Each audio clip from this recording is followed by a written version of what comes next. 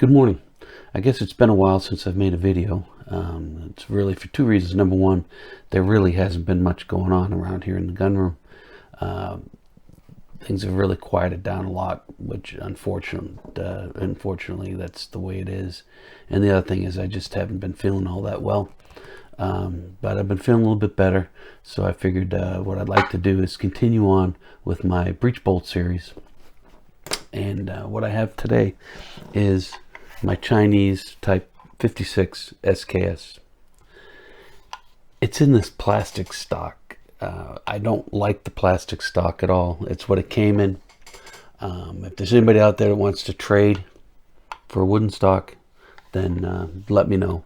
I'll trade. And otherwise, I'm going to have to wait until I get some money and be able to buy a wooden stock for it. This was made in China. At factory, it has it over on the side. It says it was made factory 26, and it was made in 1967. The way that the Chinese date their guns is on the serial numbers. Let's see what I can do without banging everything around. Over here, with the first two digits of the first digit before the divide is you add that to 1956, because 1956 obviously is number one, and it goes on 1956, and then it goes on up, and until actually the present time, they're actually still making the Type 56s for export. They're making them up to the present time. Whether they're importing them to the United States or not anymore, I don't know. This is a military model.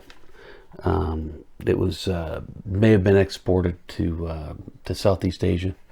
The Viet Cong used these rifles during Vietnam and the Vietnam War, and I don't think they used the plastic stocks though. But anyway, so that's where this rifle's sitting. It's in 7.62 by 39, and it runs on a piston system, a gas piston system, which is interesting, and that's what I wanted to show you. The bolt is way down inside here, so in order to get to the bolt, we're going to have to dig it out, and I figured we might as well show you how the whole thing works while I'm at it. So when you look up here, let me see if I can, that'd probably make it a little bit easier. When you look up here, what you see is a tube, and what it is there's a hole, a small hole in the barrel, so that when the gases are expelled, when you fire around, some of the gases are bled off through this tube, and it goes into here. Now we're going to take a look inside there. That's the first piston. This is, let's see if I can get, this is the release for this part. If it's designed that if you can't get it by your fingers, which I can't, then you use the tip of a bullet. There's holes. I don't know if you can see the holes. There's 3 holes, 1, 2, 3. And what you do is you stick the tip of the bullet in the hole, and you just move it in there. Now it's slid up so that we can move it. So this is the release. Now, when you want to release this front part here, which is where the first piston is, you don't want to raise this up all the way. And I'll show you why. You raise it up till it stops. And that way there, you can release this first part. Remember, this tube is what hooks up to the section where the hole in the barrel is. And what happens is when the gases come up through here, it pushes this piston.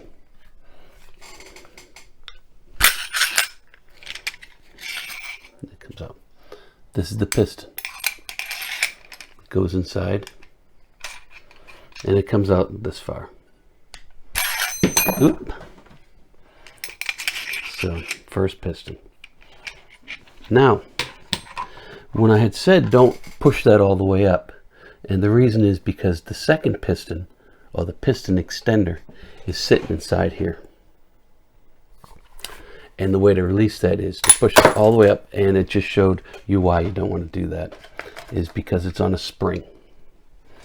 and I'll show you why it's on a spring here in a bit. So anyway, so there's the two, that's the piston system. There's the big piston, pushes the little piston. The little piston pushes down inside of the chamber itself. And I'll show you why. Okay, so the gun is empty. There's nothing in the magazine.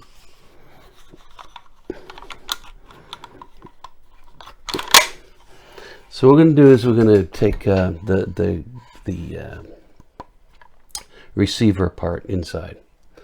So you get this one thing right here.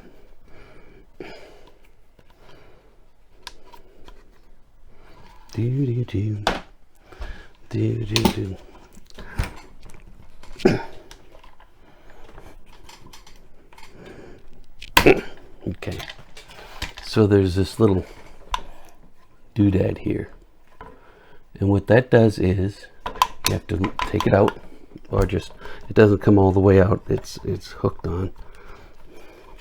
You just, okay, so now what we've done is we've taken and we've pulled it out. I need to get my little white table out is what I need to do, so that people can see what I'm doing. There it is, the white table. So what you do then is you pull it out like that, and what this does is it releases this cover.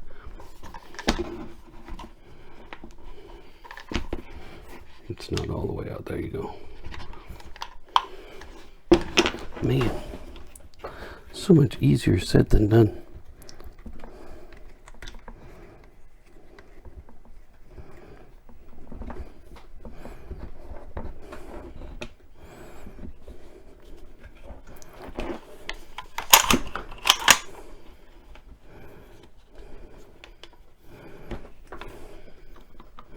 It lifts up, see? It lifts up like that. And it comes off. And this is the cover in the back. So easy to do when you remember exactly how to do it. So we have here is the recoil spring. So what happens is when the bolt gets pushed back, the spring is up against the inside of here, and it pushes the bolt back up again. When it pushes the bolt back up again, you have your magazine, your 10-round magazine, and what it does is it grabs one of the rounds, takes it with it, and pushes it up inside the chamber, just like every other gun. So I'm going to take the spring out. Okay, and this, you push it back and the whole thing just comes out. If you look inside, you can see there's the hammer.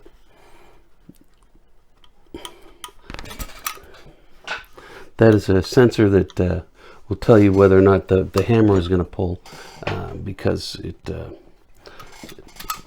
I can't get it to pull now because the sensor's not pushed down, and I have made the mistake of pushing the sensor down and pulling the trigger, and the hammer will come up and smack you in the finger. So there you are, and your magazine. Okay, here we go. It's very simple. Just like a lot of the Russian guns, this was designed by Russia. It's a copy of Russia. From what I understand, the only differences is the tube is different. The gas tube is different.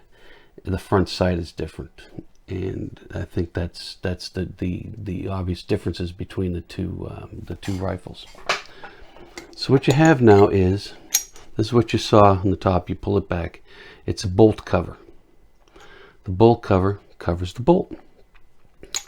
So what happens is when it slides forward, the bolt cover pushes the bolt down, the back end of the bolt down, so that it locks it in place for when you fire it. The bolt is stuck in place. After it's fired and it pushes back, it brings the, you can see that power on this side too. There's this little thing right here. So when it goes back, it pulls the end of the bolt up, and so that the whole thing can slide back and it can recycle itself. So that's the bolt cover. And this is the bolt. The bolt's very simple. Got your firing pin. Firing pin is out right now. There's no spring on the firing pin. It's just Just works. This is your extractor. This part right here is your extractor. So it goes in, pulls out, goes in, pulls out. It's very simple. There's another view of part of your bolt right there. I mean, of your firing pin. To get the firing pin out, there's first you take out your extractor. There's a pin right here. Push it out. Your extractor comes out, and then your firing pin, it will also come out. Very simple way for it to act. And that's your bolt for your and your piston system for your SKS rifle. And if you're lucky enough to have a wooden stock instead of the plastic folding stock, I just don't like it. Some people like it for tactical reasons, whatever, but I just don't like it.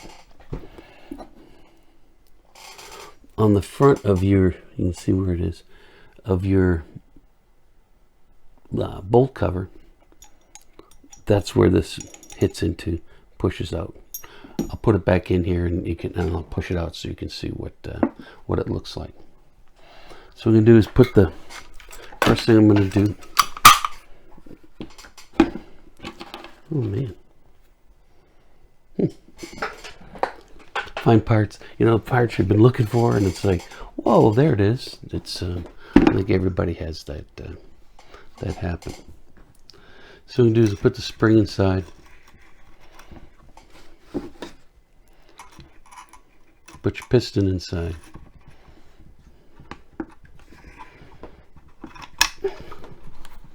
And bring it back about half, just enough so it catches it.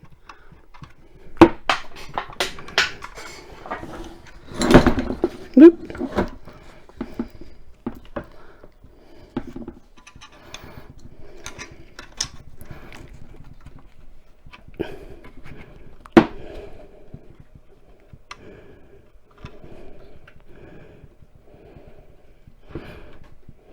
Okay, it caught it.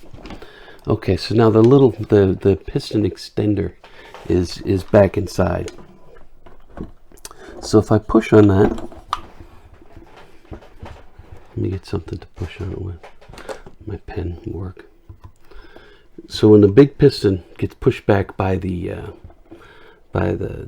gases, it pushes on the little piston. You can see it comes out, goes bang, and it pushes the bolt and the bolt extender, and pushes them, the bolt and the bolt cover, and it pushes it back, and then the spring comes and pushes it back forward again, and that's how the system works. Okay, now we're going to put the piston in the handguard. If I can find it, I had it. It's right here. So what you do with this one here is you stick the nozzle end, I guess, up against there. You push it in as far as it'll go, and then you just snap it on. And then you push this all the way down. Now both the pistons are in, and they both should work. Okay, so now what we need to do is we need to get and put the bolt in, put the receiver inside the bolt. So what we're going to do first of all is I'm going to put the bolt in. I got the bolt. The bolt has to go in a certain way. It goes, of course, there's the firing pin that comes out, and the back end is that kind of whale tail looking thing, and that goes in the back.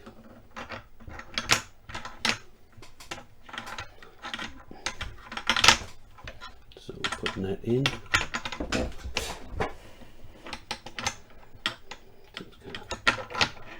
High.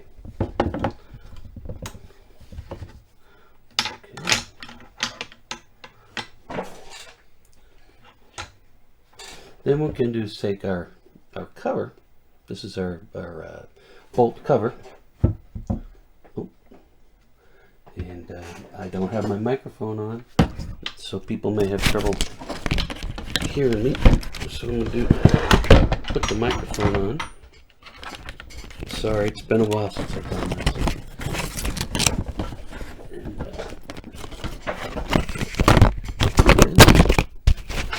people have complained that they can't hear, so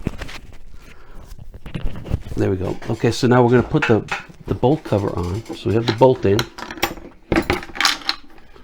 Now this has to fit on top of the whale tail. Explain how that works with the bolt going in, and it shoves the ass end of the the bolt cover shoves the ass end of the bolt down so that it'll lock in place and it fires, and then when it goes back it lifts it back up. So what I'm doing is I'm putting that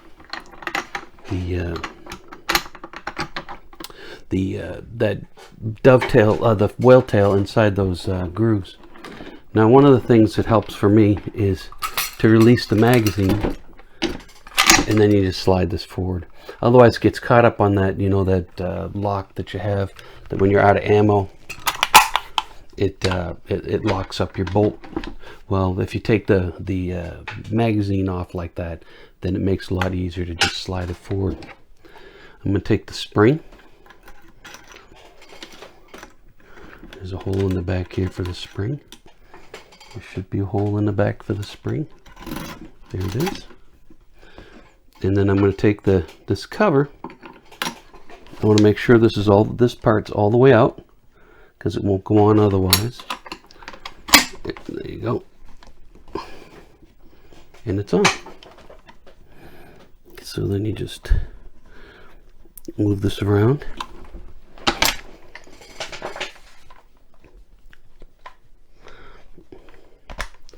Till you get it so it slides in all the way, and then you push it down, and there you have it. It's kind of a fun gun to shoot. Any semi-automatics are fun guns to shoot. This is a, like I said, especially this has history. I mean, who knows, this could have served in Vietnam, of course on the wrong side. But, I mean, who knows, it's kind of a hefty gun to be carried around the jungle. But I guess it worked well, so. Anyway, there you go.